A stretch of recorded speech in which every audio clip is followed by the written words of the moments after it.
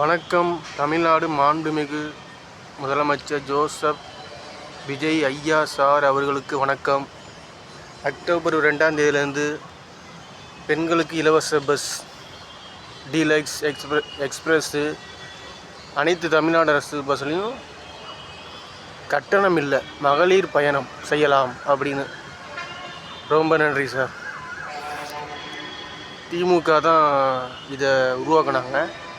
இது சொன்னாங்க போன வருஷத்தில். வேறு வழி இல்லை, மக்கள் மனசில் பதிஞ்சிருச்சு. அவங்க அனுபவிச்சிட்டாங்க, ஒரு 5 வருஷமாக விடமாட்டாங்க.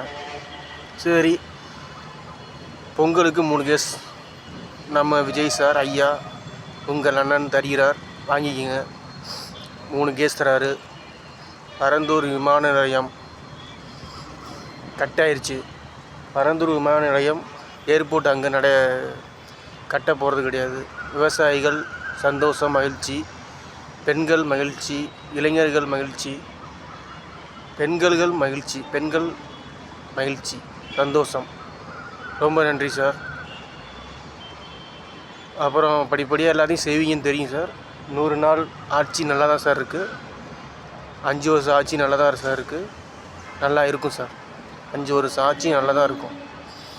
போடுங்க சார், தரமான ரோடு போடுங்க சார். தரமான சாலை, தரமான ரோடு, தரமான தண்ணி. லஞ்சத்தை ஒழிங்க சார், ஊழலை ஒழிங்க சார். 13 லட்சம் கோடி கடனை அடைச்சிருங்க சார்.